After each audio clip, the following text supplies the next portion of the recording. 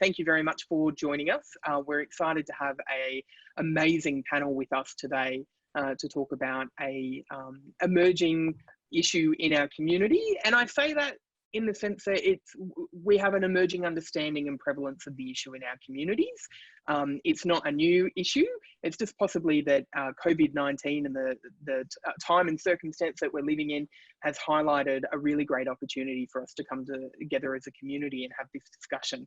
I would also like to acknowledge that participants, this session is being recorded. And so your Zoom names will actually be recorded in the recording. So if you have a U number attached to ANU and you don't want that visible, you can jump in and change your name that is displayed to keep your anonymity or for your desired acknowledgement. The questions will be asked using the Q&A function below.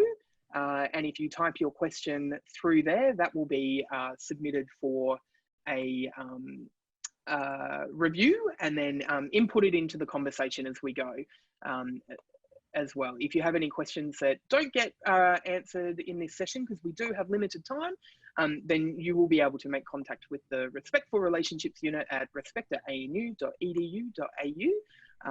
That email address will be in the chat function so that you can ask those questions at any point of us.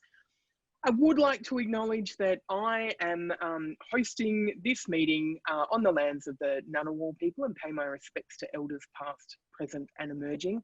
I am a very grateful Canberran, a very grateful person to be living, learning and loving on Ngunnawal country, and acknowledge that this land always was and always will be Aboriginal land, and commit myself to ongoing acts of personal reconciliation, but also reconciliation through the work that I deliver in our community as well. I am delighted to be joined today by three outstanding and amazing human beings, Anushka Dowling, Emily Zong, and Katrina Irawati Graham. I am very grateful for your time. Thank you very much for joining us. Thank you, Sue. Hi, everyone. Hello. Hi, Sue. Thank you. Now, all three of these outstanding human beings are phenomenal participants, advocates, and engagers within our communities across Australia. And I would encourage you to have a look at our social media where we have advertised their bios. If we go through their bios now, we'll throw the session the whole way along. Outstanding human beings. I'm going to throw you a big question open to the panel to get us started this morning. And I'm going to ask a very broad question. So feel free to answer that whoever feels comfortable, or all of you. What is racism? That is such an important question. I think that is a question that I think is the answer of which is vastly misunderstood. Generally speaking, across the echelons of society. I think we often think that racism is the one little sound that we hear, the mean thing that someone says, the bad thing that someone does. But we have to understand that what racism is much, much broader than that. It's a massive construct that creates a system that is historic, it is endemic, and it's in everything that we see at the moment. This is a colonized country, and as we spoke of, we know that sovereignty was never ceded. So racism exists in every level of everything that we do. And so I think, and I think that Robin DiAngelo describes it as prejudice plus power. And it's created, if we talk about white supremacy and racism inherent in white supremacy, well, that it's created with the way of creating the smoke and mirrors that allow one group of people to dominate and extract resources, take land from, and manipulate another group of people. So that's kind of I think the big broad way of looking at it, which I think is really important to understand. So it's not just the bad thing that someone says, although obviously that's a manifestation of that bigger system. I don't know, Nushka or Emily, if you want to add anything to that. Yeah, I completely agree with you, Katrina. It's well put. What I want to highlight is that racism, you know, it's a historical and social problem that is dynamic and has taken on many forms throughout times in different contexts. You know, for example, in Australia, generally speaking, there is what we observed in the White Australia policy, you know, this sort of hot racism that excluded all European immigration to Australia. And lately, you know, after the multicultural policy, and there is gradually a sense of cultural racism, or what we call, you know, sort of code racism, less overt forms of racism that expressed in cultural ways. So the hot racism is more like old-fashioned, you know, people whose belief, we see the belief in racial hierarchy, you know, one dominant group and then ethnic groups being inferior. Belief in racial segregation, for example, those are old forms of racism.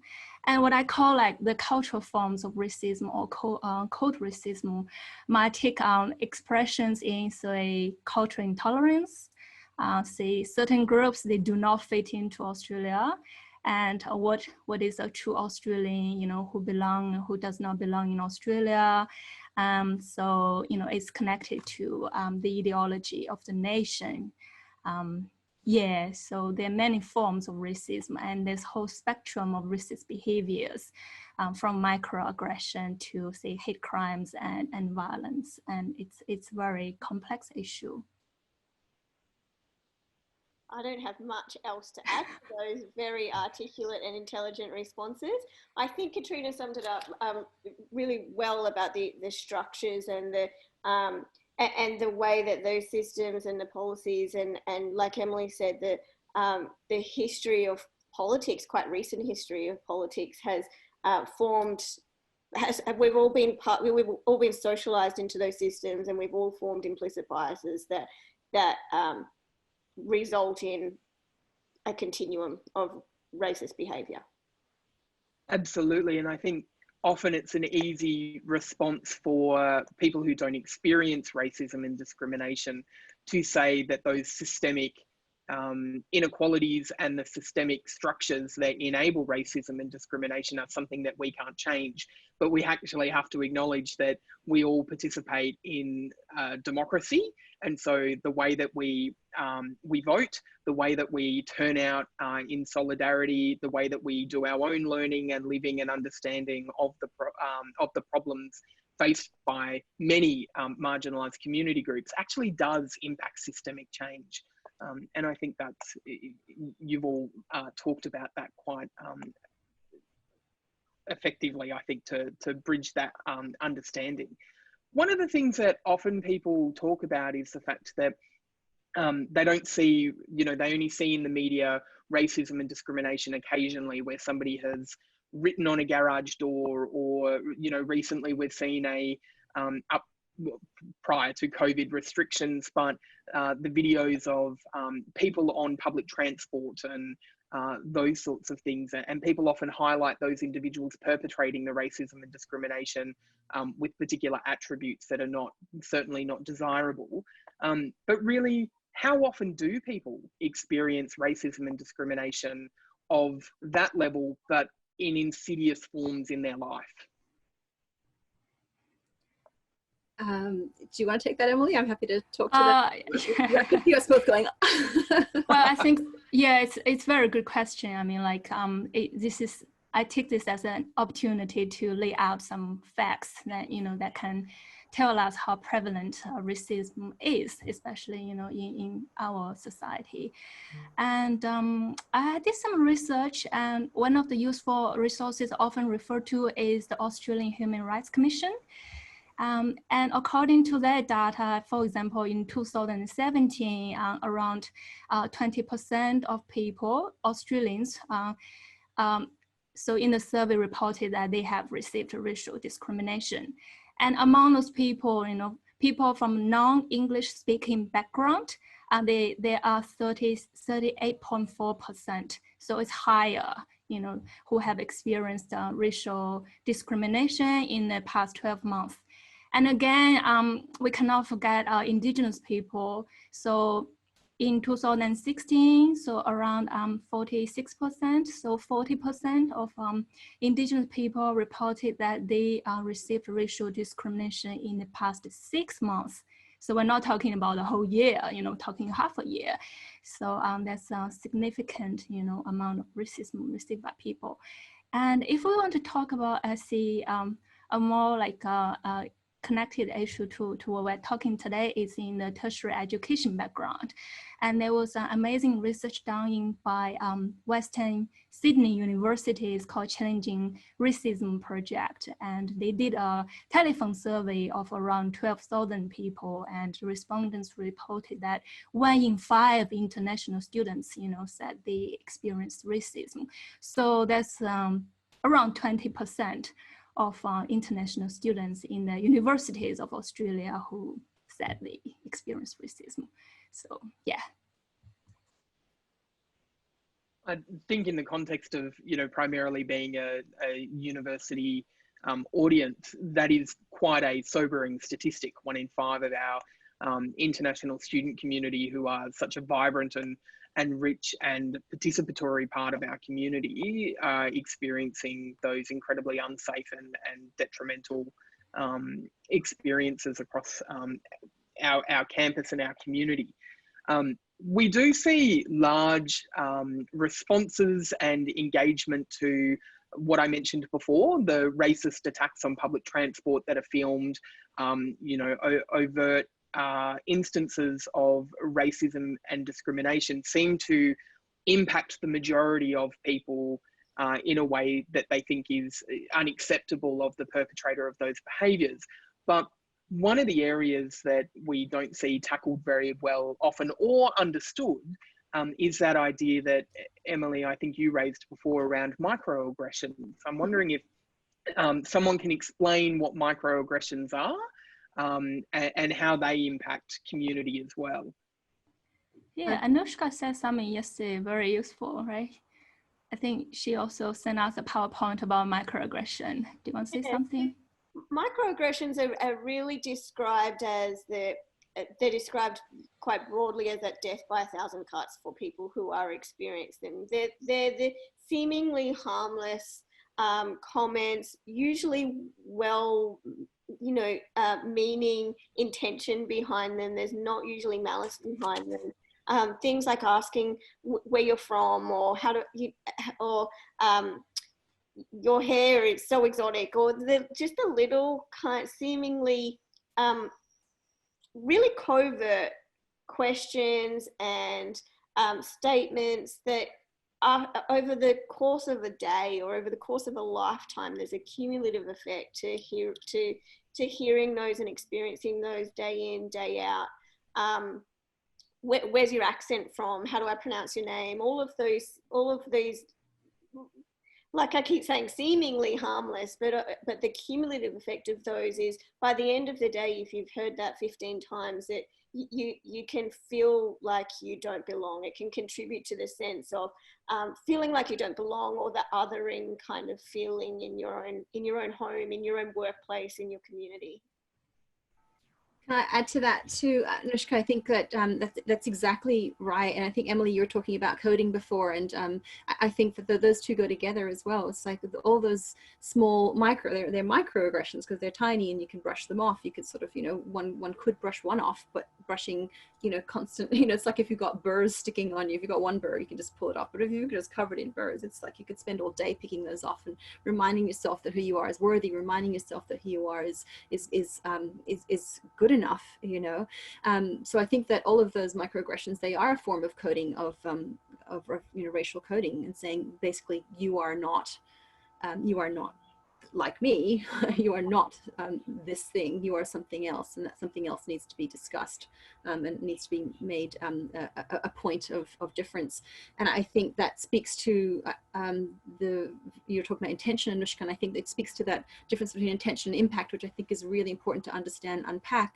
and it's like, it may feel, and intention may be innocent, the intention may be, you know, maybe the person who's asking that question simply does not have the knowledge of what racism is, knowledge of how what they're saying sits within this bigger construct that's been molding their entire life, because, you know, you can't see the water you're swimming in necessarily. And so that doesn't, though, that never can limit the impact. So the impact that it's going to have on someone is absolutely has to be separated from the intention. And I think that's something that's very important to understand. Yeah. Yeah, definitely. I mean, I really like what you said, Anushka, about the accumulation effect, and Katrina about unpacking the intention, you know, from the impact.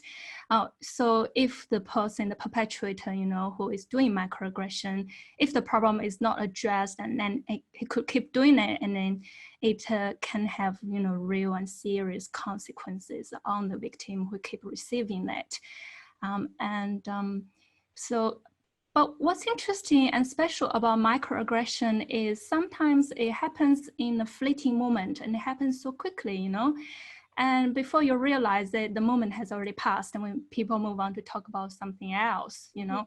And I think one of the important techniques we talk about in bystander intervention in microaggression is microaggression. It requires micro-intervention. It's that, you know, you could ask people like to unpack within what do you mean, you know, can you clarify, can you explain, or you know, like I know you do not mean this, but it has caused this harmful effect on the listener, you know. So you could start to unpack the impact from the intent.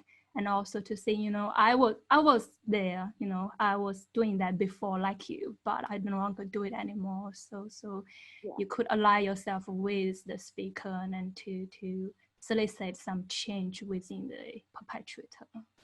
Yeah, I think that's really important, Emily, because like we say, they're micro. They're so micro that most people don't even recognize them as being part of the continuum of racism. So it's so easy to just brush it off as a comment. It's so easy to just move on and think it's probably just something that they didn't mean any ill intent by it. So it's easy just to move on. But having to challenge those through a micro intervention is something we can all do as bystanders, and contributes to making sure we're not continually normalizing the comments and moving up that continuum, or giving people permission to move up a continuum. Yeah, definitely.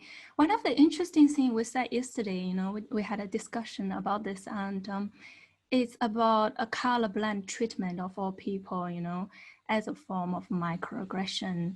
It's like, because I once read a research, like 50%, you know, of the university lecturers and teachers, they responded by saying, "Oh, I treat my students all equally." So we had a discussion about whether, you know, this colorblind treatment, in that it, you know, sometimes does not acknowledge certain people's vulnerabilities, whether, you know, it should be addressed, mm-hmm. You know, as a form of, you know, subtle racism, or, you know, that needs our attention to be more careful about it. Absolutely. We're getting a few questions through about how or what individual actions.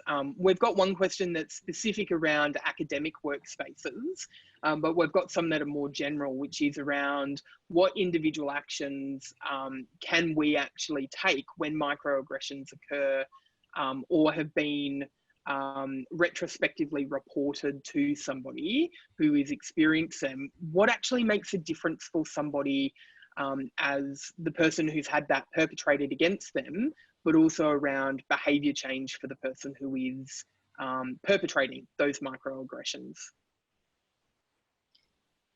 Big question. Yeah, and I mean, I think we've all got different answers, and that would you know, weave together on that one.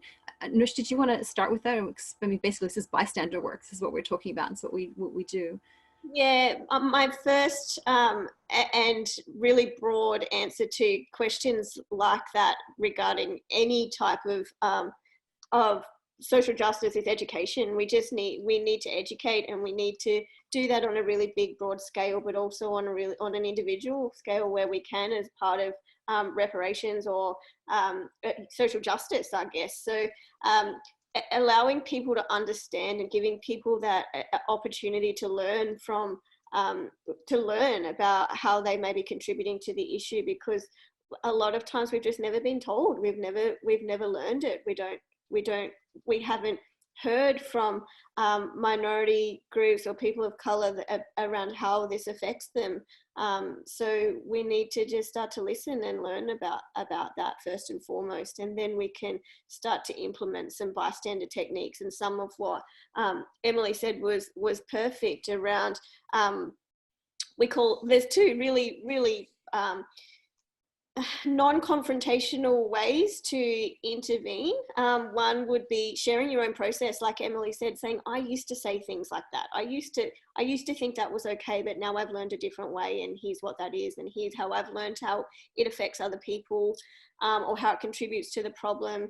And the second one is the line of inquiry, and saying, can you tell me a bit more about that? Can you tell me why you think that, why you have that opinion, or where that attitude has come from? And it just opens dialogue where dialogue hasn't been opened before. Katrina, do you want to expand on that? I do. What I want to say to that is that I've been thinking more and more about the nature of invisibility, the invisibility of pain. And I think that one of the things that is a byproduct, and a very deliberate one, of racism is the invisibility of pain. And in other words, when we hurt each other or other people, by just doing what is normalized as the normal thing to do, is that we don't see the pain. And I'll give you an example, because recently I was in a Zoom chat that was actually about wellness, and it had this it was 20 people on the screen, seeing like you're seeing now, and I was there, and it was all white women, and then one other person was there who was a person of color who I had never met before. And I just wrote to her privately and just said, hey, it's really nice to see another woman of color here. It's just nice to see you. And she said, oh yeah, and she had you can get your face just frozen so it's not you moving. And she said, oh yeah, I actually haven't shared myself because I feel a bit overwhelmed by and unsafe because of all the white people. And I said, look, well, I'm here for the next half hour, and then I'm going to be leaving. So if you want to share yourself, I'm here. I've got your back. We are, here together. You're not alone. And this is a group of really lovely people. We're talking about wellness. They were all really friendly. So it's not like there was anything that was nasty, and was being overtly racist. Of course, it was actually a very friendly group.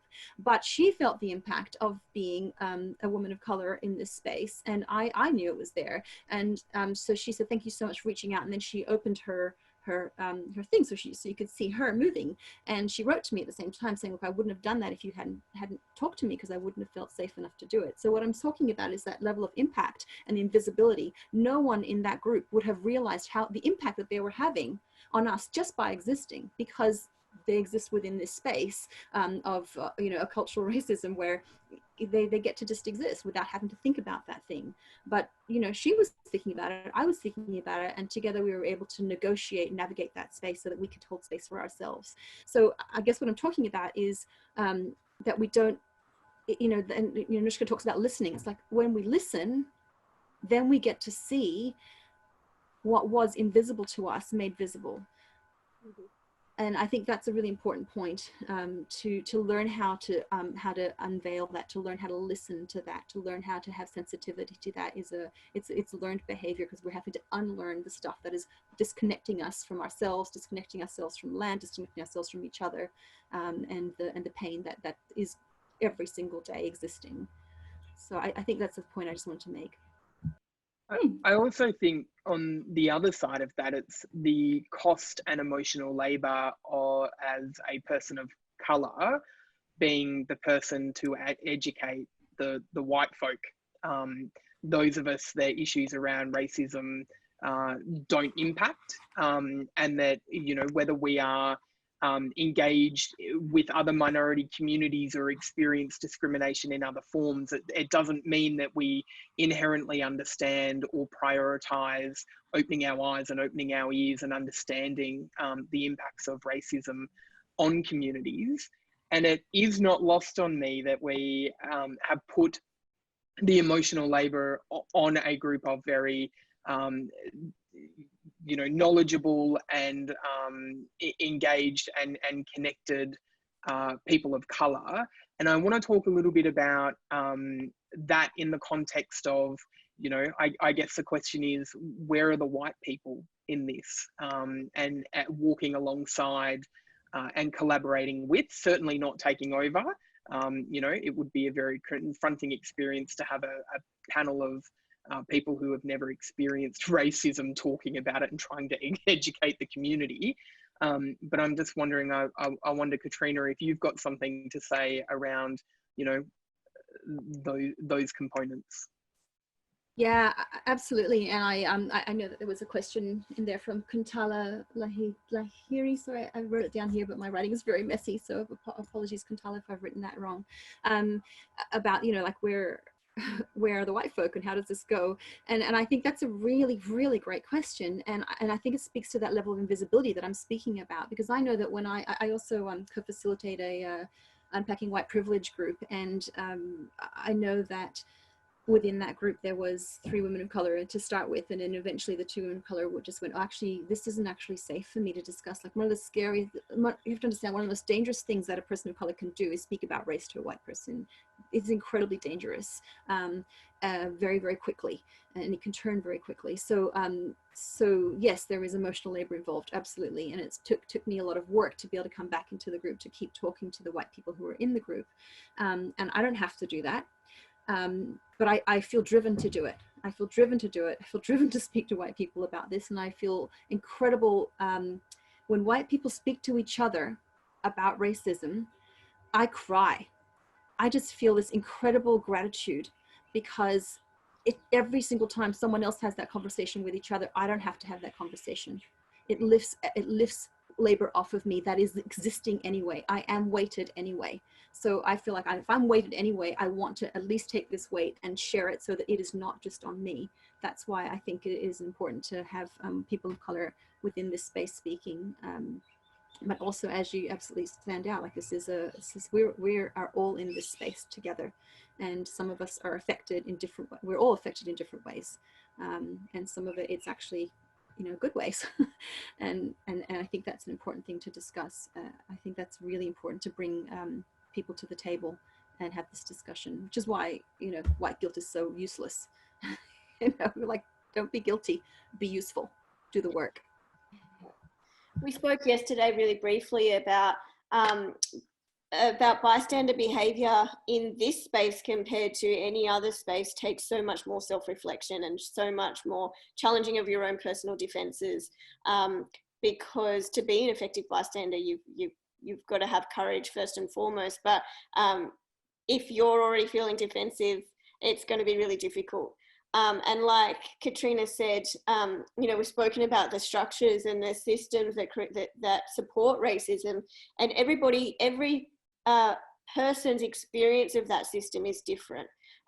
So you can't wait for the person that's being oppressed or the marginalized person to tell you how it's affected them.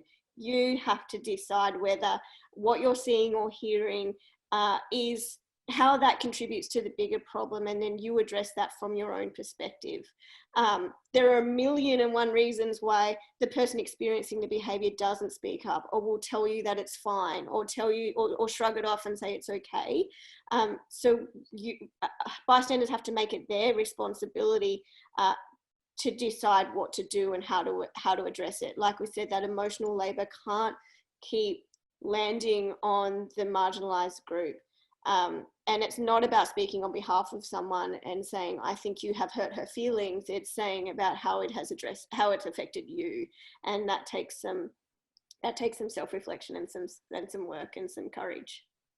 Yeah, I think that's definitely a very great question, Sue, because it touches on the fundamental, sort of a problem we're facing, how to bring different, racial or ethnic communities together, not just people of color stand in solidarity, but also how, the dominant group and the ethnic group should, collaborate on this.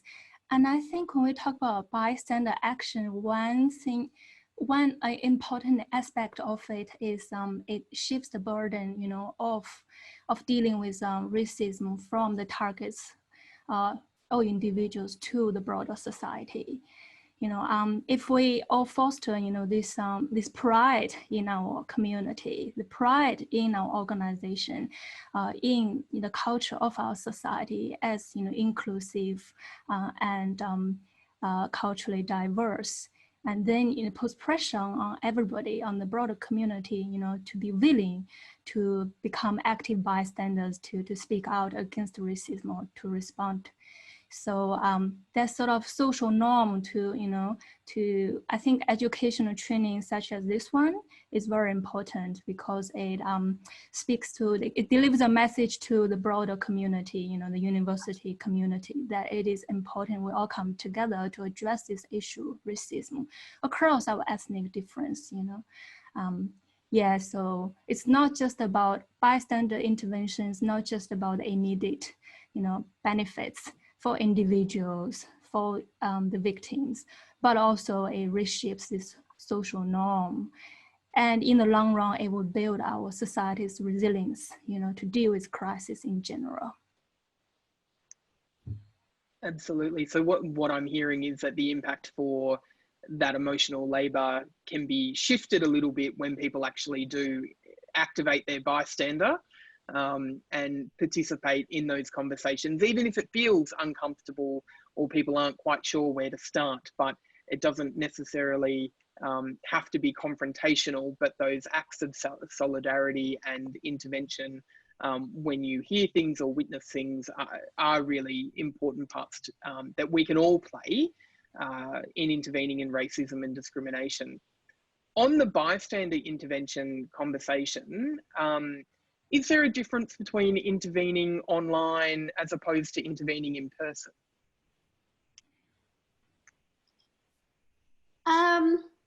I think, well, your approach is different. There are different things that you can do online that you obviously can't do in person. But I think that from an overarching perspective, no, you can still be a really effective bystander online. There are still things that you can do. You can post other links. You can post links to articles about microaggression or about confronting racist behavior, or use that a platform for education. You can have private conversations. You can address anything that you might be saying in person, and respectfully addressing behavior you can do online, in private, or on more public spaces. So to me, the bystander approach can still be really effective online and very necessary to create healthier, more equal spaces. It just occurred to me, Nush and Sue, I just wondered if everyone understands what bystander is. Maybe we should just describe that really quickly, if that's okay. Yes, I want to do that, Katrina. Yeah, who aren't totally clear. So basically, when things happen, so there's the person who does the thing, this is how I explain it. The person who does the thing, there's the person who receives the thing. And at the moment, the emphasis is on the person who does the thing either to stop, which is not common, because they have to be aware, and there's a reason why they did it in the first place. And there are the person who receives the thing to have to say something about it or defend themselves or ask for help or whatever. And that they're usually the person who in that situation has the least amount of power and is most traumatized. And so this is a problem. But what we have also is everybody else who hears, or has knowledge of that situation. And all those other people are usually in like less traumatized positions, and they're not locked into this thing that's going on. So there's a powerful effect that bystanders can have in speaking up and acting within bystander frameworks that we speak about in ways that are safe for you, in ways that are can be nourishing for you even, and empowering for you and connecting for you as a bystander, and certainly can create culture change. So that's what we mean when we talk about bystander. Just thought I'd clarify that. Yeah, thanks. Good point. I think to also a really important point about bystander intervention is what messages we're sending when we don't intervene. There are so many reasons why we may not intervene in issues of racism or any other type of abuse, but and they're really real reasons. They're reasons like fear for our physical safety, fear for our emotional and psychological safety, fear of getting it wrong, fear of not knowing enough about the situation. Whatever it is, whatever those barriers are really real for us. But when we actually look at the message we're sending when we're not intervening, is that we're condoning the behavior, that the person who's experiencing the behavior is alone, and there's nobody there to help them, and all of the other bystanders around get the message that it's okay to do nothing, and they're not the messages we want to send, right? We're all pretty good humans. We want to be able to get past those barriers that we have, but ultimately the message we're sending as bystanders when we don't intervene is that what's happening is okay, and we're complicit in that. Yeah. So just to come back to the sort of racism that happens in digital space. So cyber racism, you can definitely do lots of things. I think what I want to highlight is that first you have to be a smart bystander. You have to distinguish, because lots of conversations that happens online are actually monologues instead of dialogues. So you don't want to waste your time. And if this is actually an actual person, who have influence and who's spreading, information about a certain ethnic group in an abusive way, and there are many practical measures you can take. You can report and make a racial complaint to the Australian Human Rights Commission or Australian Communication and Media Authority, call the police, or make sure you keep an evidence, screenshot, copy and save the link, before you report them. So definitely lots of things you can do to respond to it. I think in that online space, it's also really important to acknowledge when it's not a direct target at an individual, but a target at a particular group of people. And we've seen a real uptick in circulation of memes and racist comics doing the rounds, particularly in relation to COVID-19. And, I've been quite disheartened. The number of people who I thought had pretty good values and ethics in the world who have been sharing those viral engagements, and understanding what role we have to play in that might not be direct confrontation with the person who designed that, or supporting people on an individual basis to say, hey, I heard or saw or witnessed the thing that happened to you, but actually reporting those memes through to the social media platforms, and taking it upon ourselves to actually have the conversation with the person that we've seen it pop up because they've shared it, because they're going to be known to us. They're going to be our friends on Facebook, our Instagram buddies, or our Twitter followers, or the people we follow, as to why we see that, and actually asking the question, do you think this is okay to say that about people? Yeah. Sorry, we don't want to jump in. I think, Sue, that speaks directly to, that you said there are people who have good values and ethics. And I think that, that's absolutely true. And it speaks directly to the idea that people don't really know what racism is. They don't understand when they're doing it. They do not get it. And often I find that when I point that out, people are appalled and they feel terrible when they realize it. And that's part of the, it's going to be uncomfortable, and if it's not uncomfortable, like discomfort sits at the edge of our knowledge. So when we're talking to somebody and they're feeling uncomfortable, it's because if they understand that that's the edge of their knowledge, if you want to expand your knowledge, you're going to have to sit in discomfort, right? And so I think that's an important point, is like explaining to people what racism is. and then they understand, what that is, and then also explaining that the invisibility of the pain that the impact that has on the other end of that, like that's the conversation, right? So yeah, totally get that. It's not saying you have bad values, and I know Robin DiAngelo talks about the good bad binary, this idea that the person who says that thing is a bad person, and so racism equals bad, and that's the old style racism that you're talking about, Emily. It's like, whereas now it's the coded racism, and so it's coded in memes, and people don't even realize that they're doing it because they're ignorant about what racism is. So I think that's the training that we do. That's the conversation that we have. What is racism? What does it look like? How do we recognize it? And this is the thing with bystander as well. It's like, in order to know how to act, you have to know what something is and know what to call it. So you have to have shared knowledge, you have to have shared language. And those two things are incredibly powerful tools for a university to deliver to their students and staff, I think. Absolutely. Interestingly, we've had a question or sort of a question and a comment along that line, which is, the impacts of racism and people not actually understanding what it is. And somebody has said that being a New Zealander, it's been their lived experience that microaggressions about cultural backgrounds occur even though somebody looks white or indeed might be white, inclusive of things like being a New Zealander, sheep jokes, comments about accents, and what the panel's thought is around, is that racism or something different, or do you see that interlinked with, the same power and control dynamics around racism and discrimination more broadly?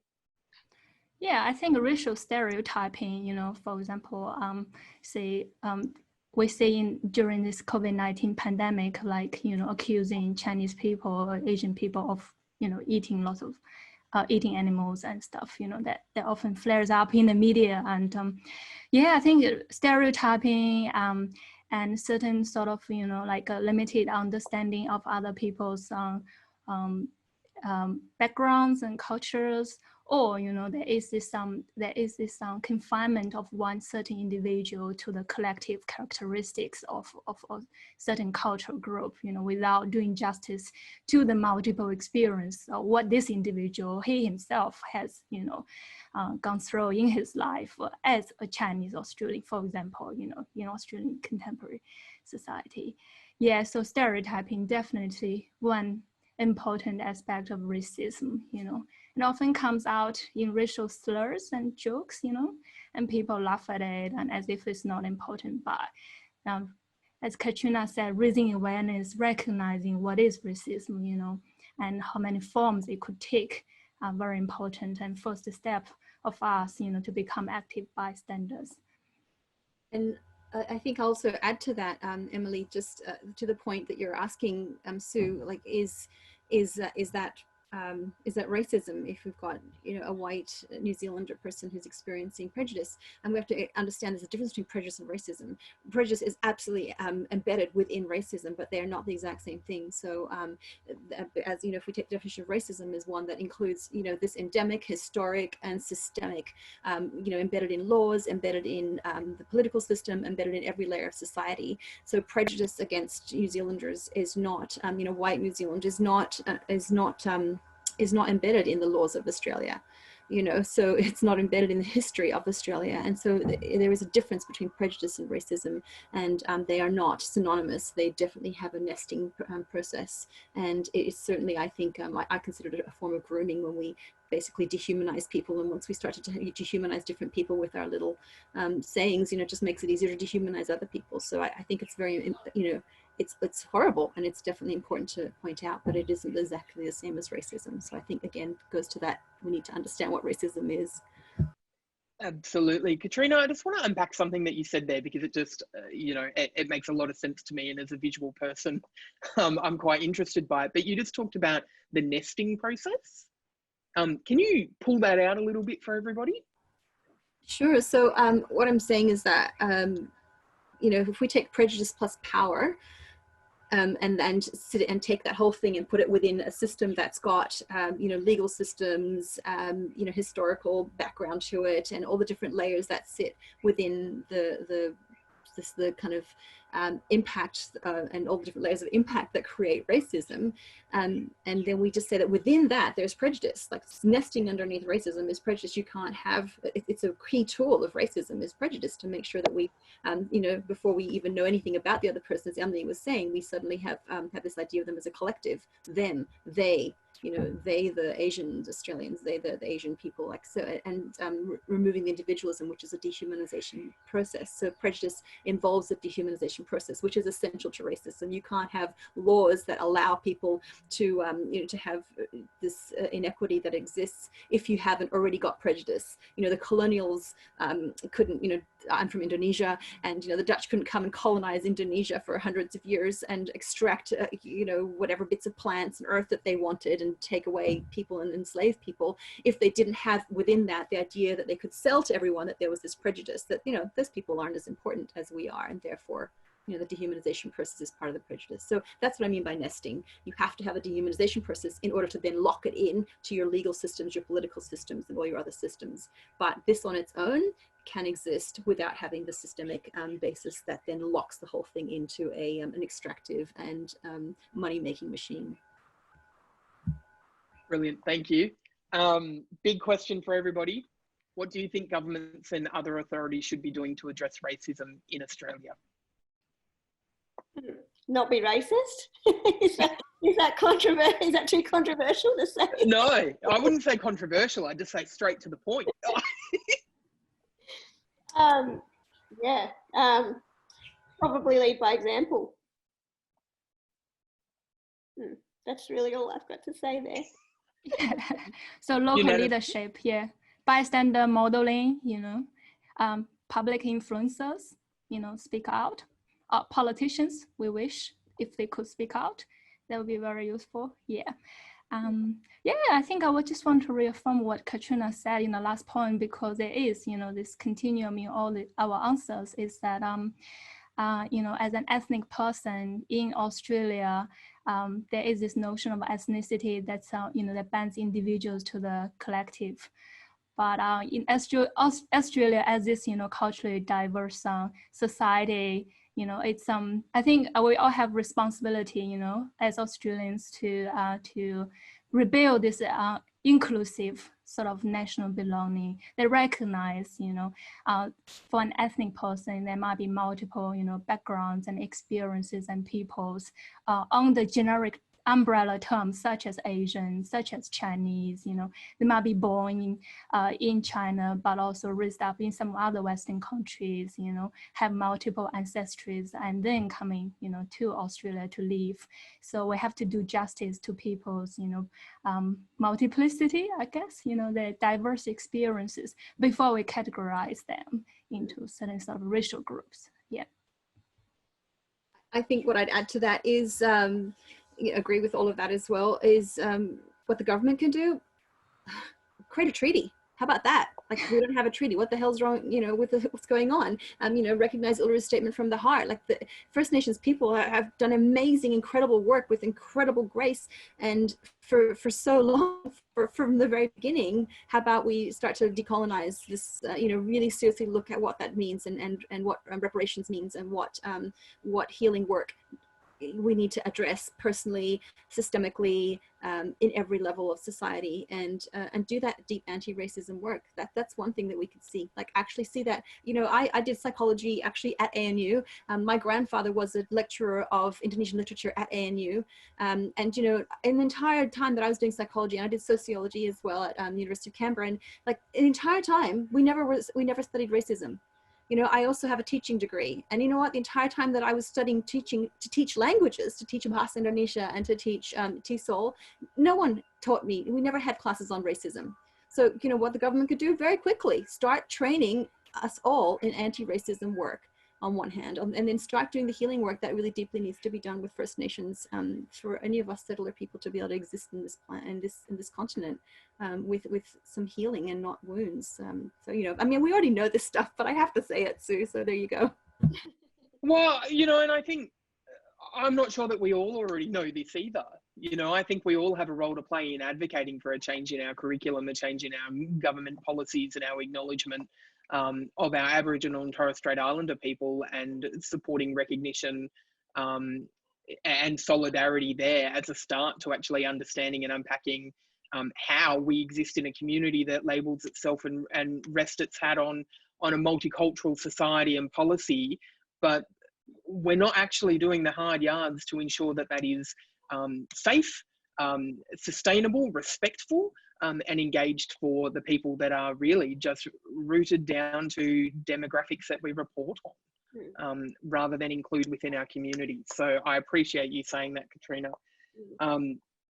We are heading close to time. I've got a couple of big questions to land on, maybe even bigger than the last one. If there is one thing that you think any of us who are potential bystanders to acts of racism and discrimination need to do in order to prepare ourselves to activate our bystander in those moments, what do you think it is? What do we need to do to set ourselves up to actually be the bystanders we should be and we want to be? My number one thing would be to listen to the experiences of people from outside of the dominant culture, listen to what the experience has been for them, learn how to amplify their voices, and do the work. I know Katrina will talk about that quite passionately, is do the work for yourself, do the self-reflection work around recognizing your defensive response and how and why you have that, how you've been conditioned by political rhetoric and media and other cultural forms, how that has impacted your attitudes and your beliefs and your assumptions about the world around you, and listen to the experiences of others. I think to add to that, one important skill we talk about in bystander intervention is you can, and then all this to Anushka for pointing out, is that you can hold the perpetrator accountable in a respectful way. It does not have to be that confrontational, you know. You can solicit self-affirmation, you know, a good image, self-image from the perpetrator. You can respond by saying, "Oh, I always thought you are an open-minded person. You know, I'm surprised that comes out from you." So that's very important. You have to be careful. I think sometimes labeling a person as racist can be quite a serious, you know, can have quite serious consequences, and it quite elicit, you know, feelings of anger as well. So if it is possible, and depending on context as well, is to hold the perpetrator, you know, accountable in a respectful way, to come in and intervene by asking for a calm and peaceful feeling to cultivate a certain sense of, you know, fairness. I think that's quite important, because when we talk about bystander intervention, one big obstacle that preventing people from intervening is their fear that it might damage their interpersonal relationships. You know, besides the fear of being, you know, I might become the next victim, you know, I might be also attacked. So there is, you know, a very important aspect in terms of maintaining a balance between intervening, speaking out, and also, you know, maintaining your interpersonal relationships. So there's definitely lots of tactics to be explored in that area.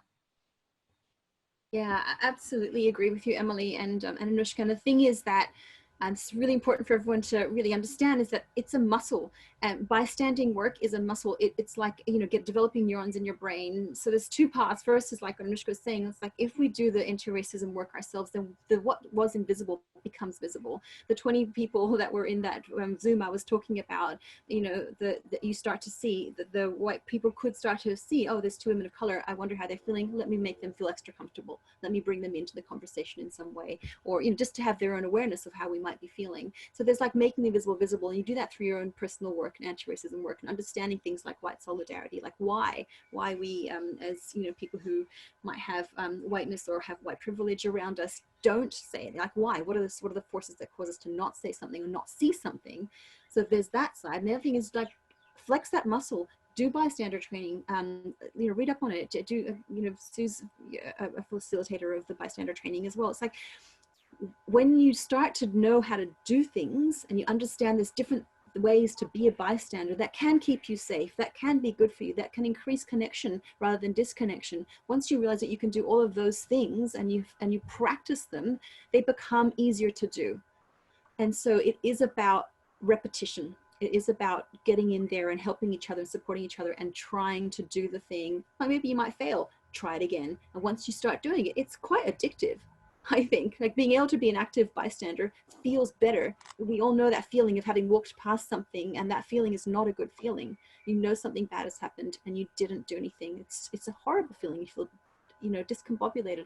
To be able to know how to reverse that and be involved in a way that feels safe to you and engaging, and is a form of leadership, and it's also a form of self-connection. And I highly recommend doing those two tasks. Absolutely.